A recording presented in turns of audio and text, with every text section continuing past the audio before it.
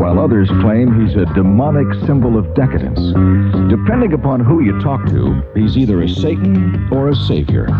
His is a world populated by spiders from Mars, thin white dukes, and diamond dogs. His image transcends sexuality. His vision encompasses both the depths of a city in ruins and the heights across the universe. This week, on the special of the week, The Man Who Fell to Earth. One by one, he stripped away the masks of the characters who possessed him. It was a painful process, but if you want to find out who you really are, you're going to have to go through some changes, like David Bowie. Still don't know what I was waiting for, and my time was running wild in dead-end streets, and every time I thought I got it made, it seemed the taste was not so sweet. So I turned myself to face me, but I've never caught a glimpse of how the others must see the faker. I'm much too fast to take that test. To change it, turn and face the strain. To change it, I wanna be a richer man. To change it, turn and face the strain. To change it, it's gonna have to be a different man. Time may change me, but I can't trace time. The David Bowie you think you know no longer exists. The outrageous performer with orange hair who used to slither across the concert stage like a snake is in reality a gentleman. Some find the real Bowie a disappointment. I was always a pretty placid person, and I often did disappoint people when they met me to not, expect me to be lying on leopard skins and shooting up or something. I don't exactly know what they expected me to be like. Most of the time people would say, "Oh, Christ, you are a disappointment. You haven't even got a green face under all that makeup." People stare at the makeup on his face, laugh at his long black hair, his animal grace. The boy in the bright blue jeans jumped up on the stage, played his eyes, sang songs of darkness and disgrace. But as we'll learn, David has a red face when he recalls his wilder days. But before all that, before there was a Ziggy Stardust or a Halloween Jack, there was David Jones. All right, David Jones. I was at art school. I left art school and went to advertising agency as a commercial artist. And that was pretty disappointing as a career because I had to work on other people's ideas all the time. I always wanted to be a painter, but there was no real outlet in advertising for a painter. You are not a victim. You just scream with boredom. You are not evicting time. David discovered another creative outlet, painting pictures with music instead of brushes. He started playing saxophone with a rhythm and blues band in London. The night their lead singer got sick, David was pushed out front as the band's new vocalist. And I pretty much stayed there from then on. And that's when I started writing songs.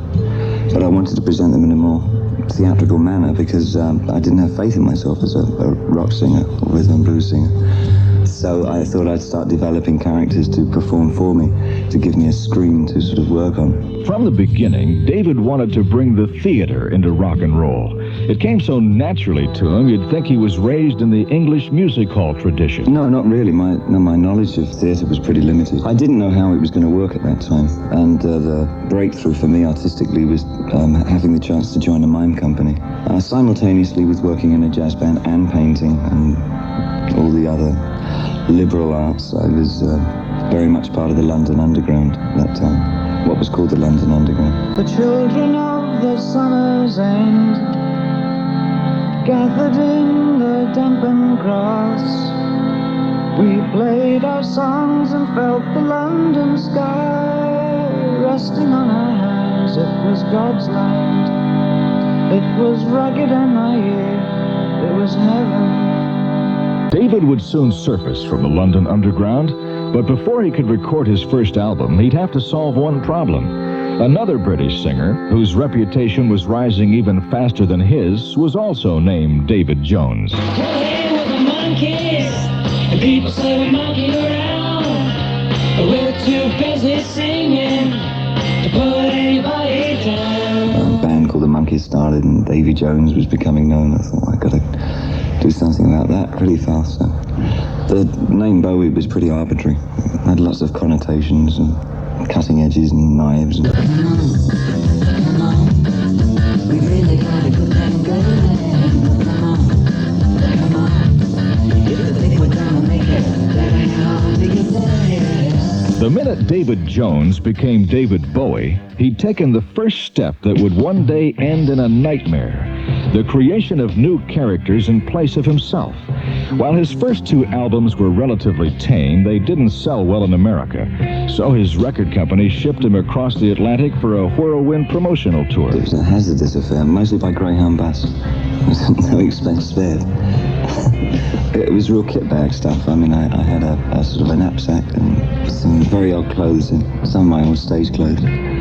And I wore them around, but I think just for shock value more than anything else, just to see it. I think, well, let's plant a bit of pre-Raphaelite England into Akron, Ohio, and see what happens. I'm the twisted name on Garbo's eyes, living proof of Churchill's lies. I'm destiny.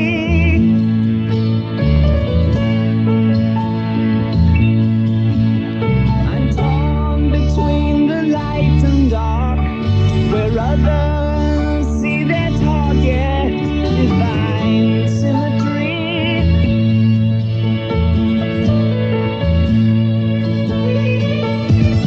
Should I kiss the viper's fang, or arrow down the desert man? I'm sinking in the quicksand of my thoughts, and I ain't got the power anymore.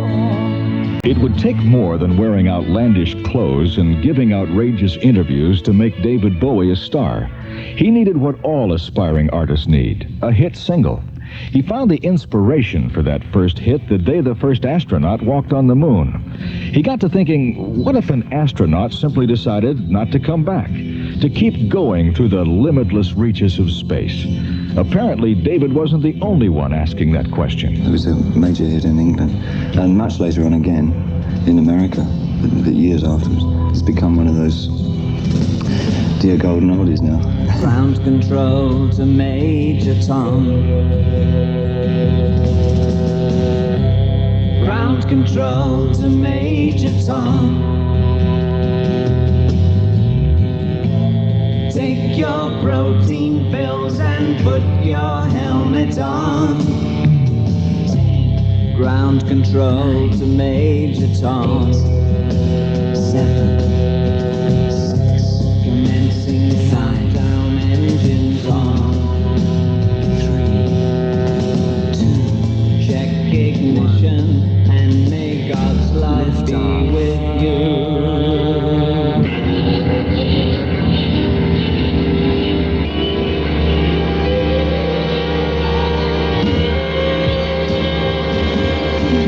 This is ground control to Major Tom.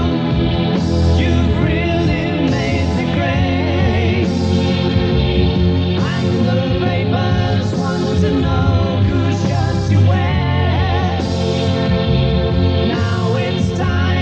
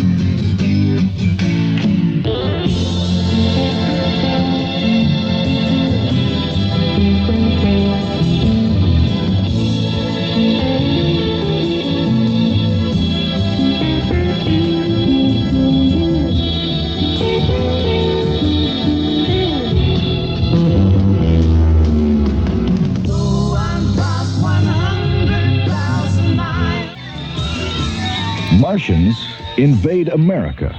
Next on the Special of the Week. The Special of the Week continues with David Bowie. With the success of Space Oddity, David was ready to return to America. But this time, he would ride in a limousine, not a bus. He would wear elaborate costumes, not tattered rags. And his name would no longer be just David Bowie. Because this time, he returned to Ziggy Stardust and the Spiders from Mars.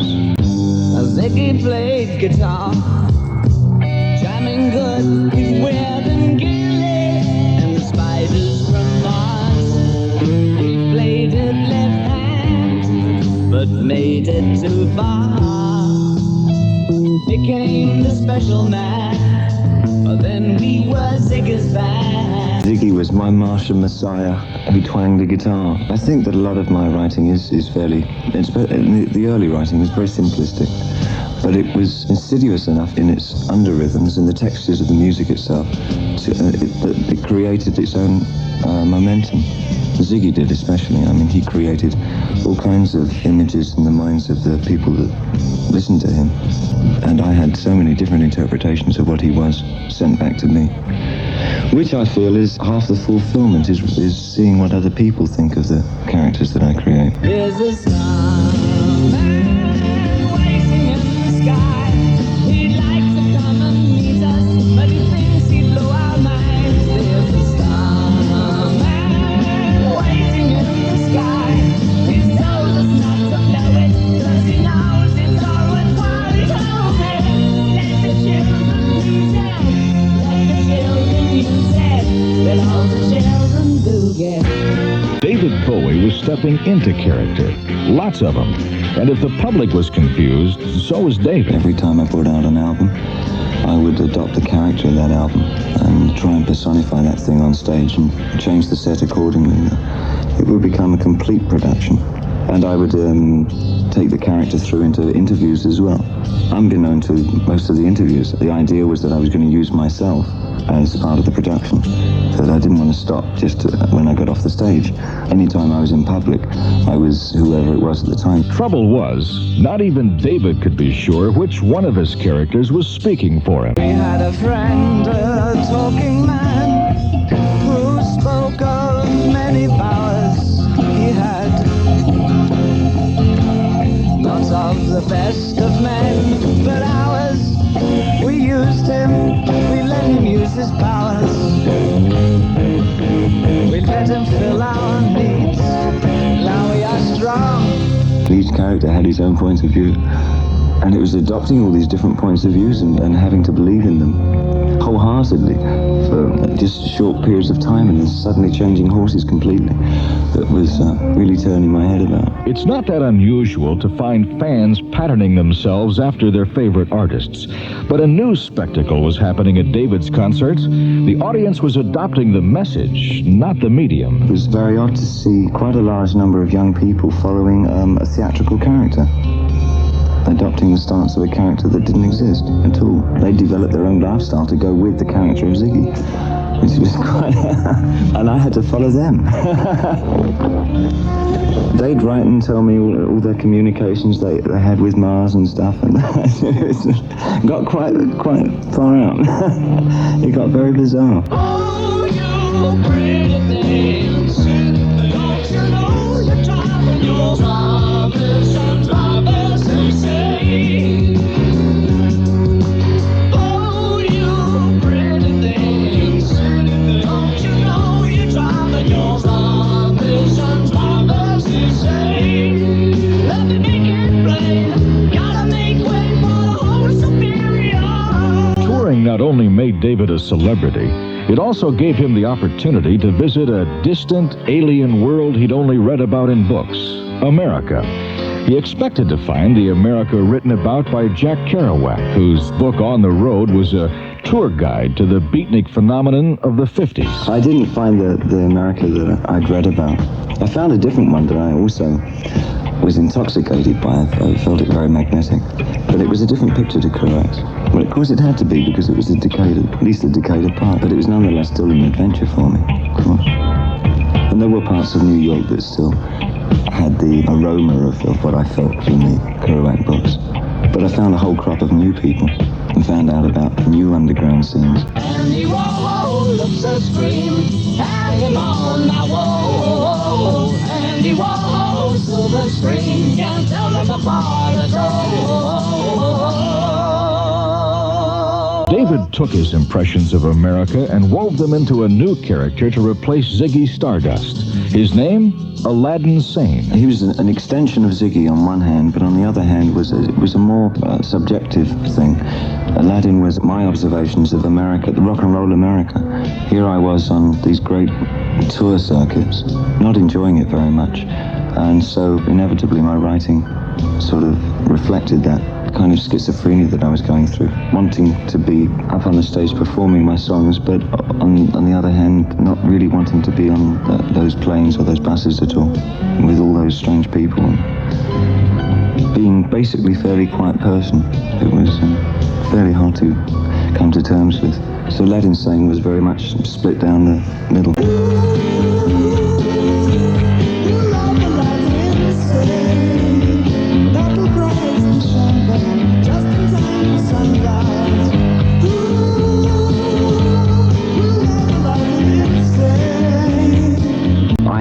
Been able to make it clear at that time that I was intending to change character all the time, because there hadn't been a rock artist at that time that had played characters. The rock artist always was just what, or would have you believe that he was the same on stage as off stage, and this is me.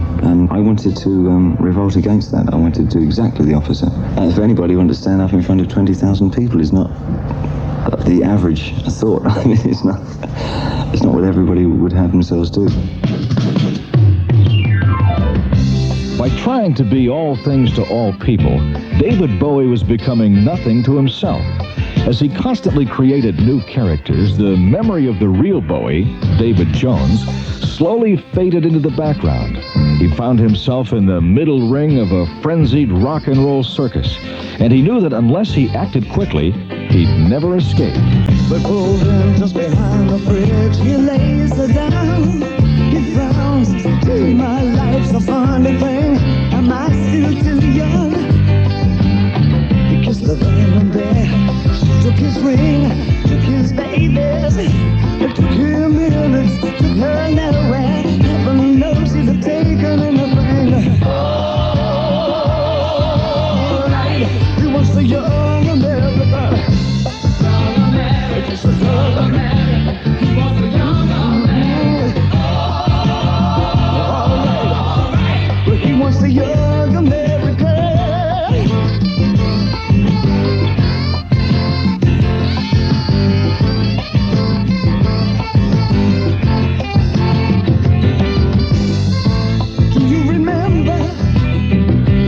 President Nixon, do you remember the bills you have to pay, or even yesterday?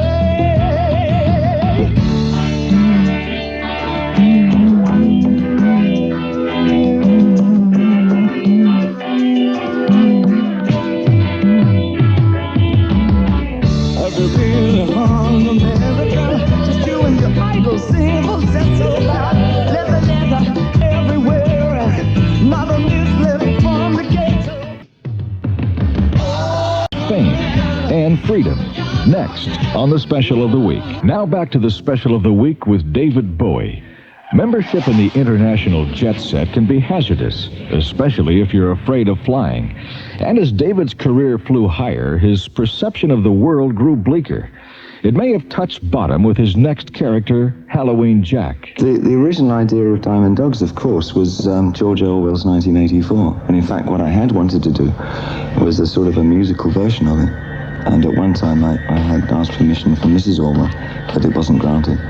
So I had to take it off on a tangent and just produce my own idea of the story without infringing Orwell's too much.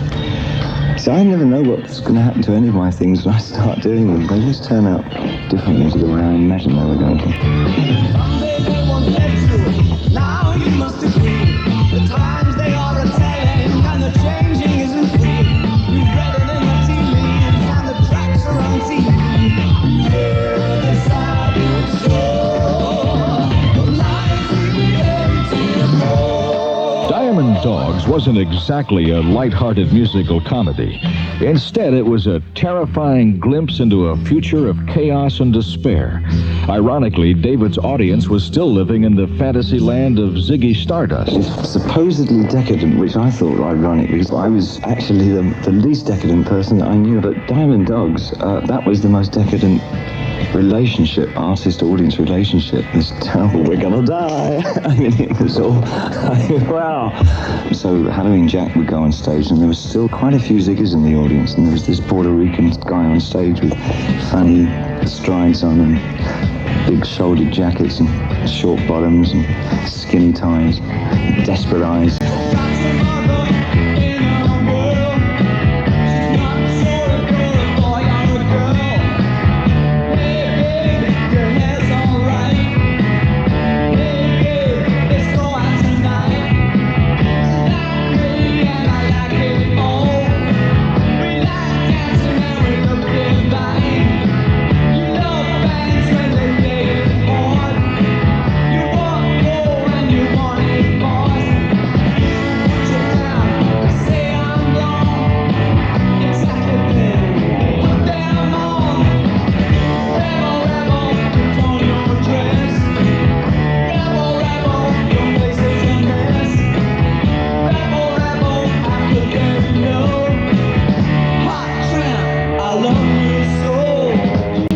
Bowie's concept of bringing the theater into rock and roll had developed into the theater of the absurd. And while the play he'd created was a smash hit, it was also becoming clear that the show could go on without him. And once the whole thing had started rolling, I mean, it rolled on just out of all proportion to the way I'd envisaged it. A lot of it was coupling up what Ziggy had been and then adding that on to Aladdin Sane, and then the combination of that was then added on to the Diamond. So by the time Diamond Dogs had this one great absurd personality. If David Bowie were to rediscover the David Jones living inside him, he'd need some changes in scenery, in music, and in writing partners. The new scenery and the new music were in Philadelphia.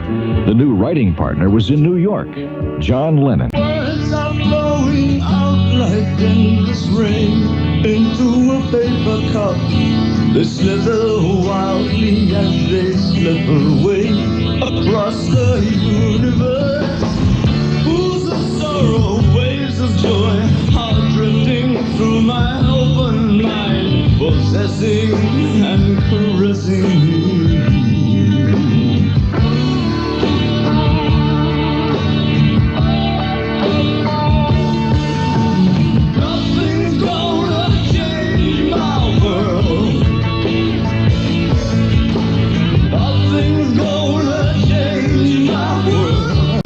Background was an illustration of New York and Philadelphia sound, but the lyrical content was a potpourri of our various manager problems that we both had, and that was one of the most exciting collaborations that I've had. It was brief, but it was very rewarding in more ways than one. I mean, it was a remarkable success in America, which I hadn't envisaged happening to quite such an extent. It was much of a Polaroid of what was happening in America, in my eyes, as far as music was concerned. Take things over. Let them loose, hard to swallow. What you do where things are hollow.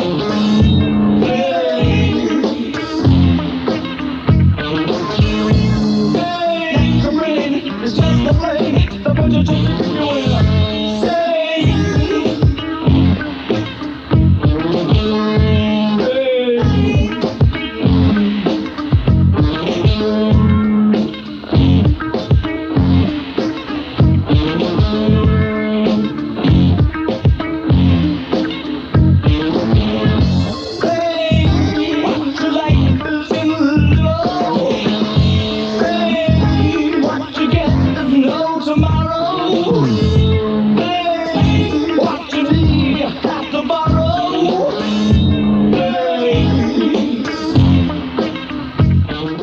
David Bowie's Closet. They're next on the Special of the Week. The Special of the Week continues with the many faces of David Bowie. You often read about actors who play villains on soap operas. While walking down the street, they're attacked by overzealous fans who've confused television with real life. Well, that's exactly what was happening to David Bowie, but in triplicate. And then I moved to Los Angeles, which didn't help me. And then that's when the mix-up started happening, with those three characters behind me that wouldn't leave me alone. I was being addressed by people as any one of those three people. People would come at me and talk to me as though I was either Jack or Ziggy or Aladdin Sane. And I hadn't remembered what it was like to be treated as David Jones at all, because there was nobody who knew that I was that as well. It was like if somebody came up to you and said, "Hi, John," and then the next person said, "Hey, Henry, great to see you again." And then, "Charlie, looking good." Your long blonde hair and your eyes were blue. The only thing I ever got from you was sorrow. Sorrow. You acted funny, trying to spend my money. You're out there playing your high-class games of sorrow. Sorrow. You never do what you know you ought to. Something tells me you're the devil's daughter. Sorrow. Sorrow.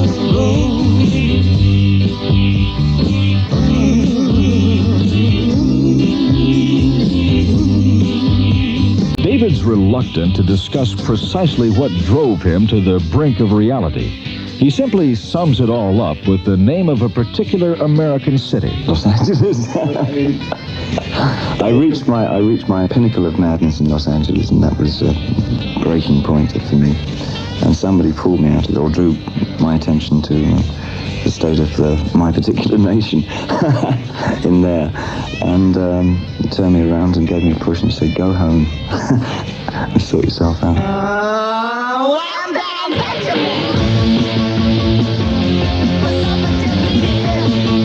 And so I physically opened the wardrobe door one day and mentally put in all my characters into the wardrobe and closed the door and locked it and left Los Angeles. And I haven't been back. I still have the key. I never had the guts to throw the key away. Never know, I might need them again. Taking it all the right way, keeping it in the back. Taking it all the right way, never no turning back. Never no turning back. Although David abandoned the characters he'd created, he didn't abandon rock and roll. Like the reformed gambler who still vacations in Las Vegas, David still views the power of rock with fascination. I still think in terms of being a painter, and I think of music as painting. My lack of success as a painter decided me to embrace music and try and make that my oils or my acrylics or whatever. I never really loved rock and roll as a lifestyle, or love rock and roll for rock and roll's sake. I wanted to use rock and roll as a medium, as one would use paint. And I used the stage and myself as a canvas for it. And I've always seen it in those terms. Every time I feel fascination, I just can't stand still. Every time I think, oh, what you going through, fascination.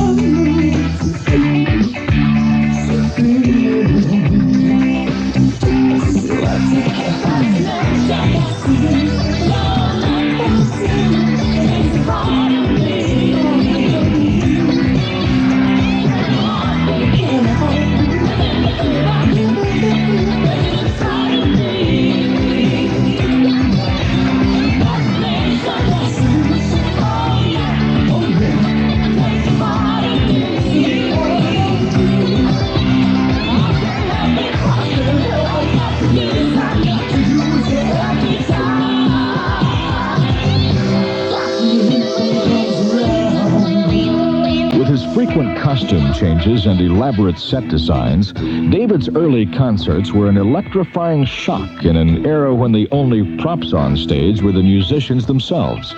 But today, theatrical rock is commonplace.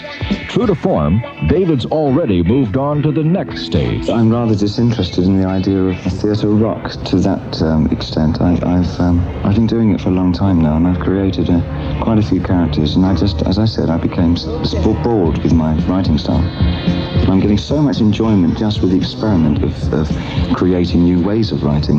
That in itself has become something for me to really get involved with. Still don't know what I was waiting for, and my time was running wild, a million dead-end streets, and every time I thought I got it made, it seemed the taste was not so sweet. So I turned myself to face me, but I've never caught a glimpse how the others must see the faker. I'm much too fast to take that test. Changes, turn and face the strain. Changes, Wanna be a richer man. changes, turn and face the strain. Changes, It's gonna have to be a different man. Time may change me, but I can't trace time.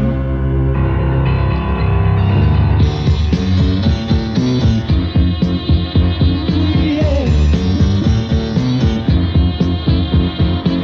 I watch the ripples change the sides, but never leave the stream of warm permanent sand. So the days float through my eyes, but still the days seem the same. And these children that you spit on as they try to change their worlds are immune to your consultations. They're quite aware of what they're going through. changes, turn and face the strain. Changes, Don't tell them to blow up and out of it. changes, turn and face the strain. Changes, Where's the shame you've left us up to our next event? Time may change me, but you can't twist time.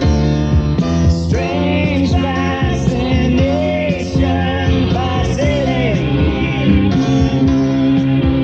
Our changes are taking the pace I'm going through. Tracks in Kenya and 24 tracks in Berlin.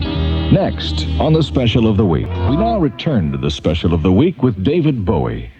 David was once the pop star par excellence, manipulating the media at will. But today he's removed himself as far as possible from the pop scene. I don't know what music is being played in the West at the moment. I have no idea whatsoever. I couldn't tell you one album in the album chart. As David surveys the planet from his Berlin recording studio, he feels some things about his music haven't changed, like his ability to capture the character of society at any given moment. Suddenly we have a film called Heroes. There's another band who produced an album called No More Heroes.